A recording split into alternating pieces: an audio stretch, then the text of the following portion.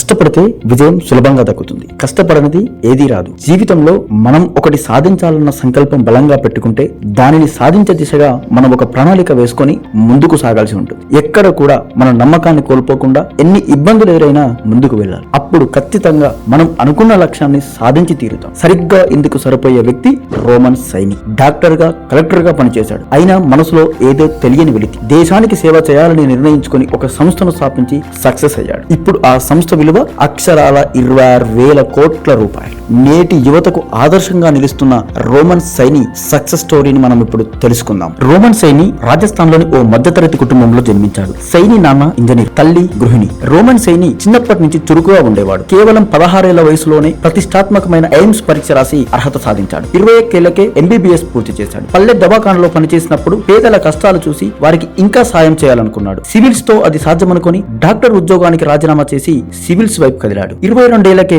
IAS గా ఎంపికయ్యాడు. Madhya Pradesh cadre లో assistant collector గా పనిచేశాడు. కేవలం 20 నెలలు పనిచేసి కలెక్టర్ ఉద్యోగానికి రాజీనామా చేశాడు. ఆ తర్వాత 2015లో తన స్నేహితులైన గౌరవ్ ముంజల్, హేమేష్ సింగ్ లతో కలిసి బెంగళూరులో అన్ అకాడమీ అనే స్టార్టప్ ను ప్రారంభించారు. ఆన్లైన్ ట్యుటోరియల్ గా అన్ అకాడమీని రూపొందించారు. IAS కోచింగ్ కు లక్షలు ఖర్చు చేయాల్సిన అవసరం లేకుండా UPSC కోచింగ్ మాత్రమే మొదట్లో అన్ అకాడమీ ద్వారా అందించేవారు. ఆ తర్వాత మెడికల్, ఇంజనీరింగ్, బ్యాంకింగ్ ఇలా అన్ని రకాల కోచింగ్లను అందించారు. అన్నతి కాలంలోనే అన్ అకాడమీ అగ్రశ్రేణి విద్యా సాంకేతిక సంస్థల్లో ఒకటిగా మారింది. ప్రస్తుతం ఈ ఎడ్టెక్ కంపెనీ వార్షిక టర్నోవర్ సంవత్సరానికి 15,000 కోట్లు దాటడం విశేషం. ప్రస్తుతం ఈ కంపెనీ విలువ 26,000 కోట్లుగా ఉంది. చూశారుగా, రోమన్ సైని తన ప్రతిభా పాఠవాలతో అనుకున్న లక్ష్యాన్ని అందుకొని నేటి యువతకు ఆదర్శంగా నిలుస్తున్నాడు. మరి మీరు కూడా మీ లక్ష్యం వైపు అడుగులేసి అనుకున్న లక్ష్యాన్ని సాధించండి.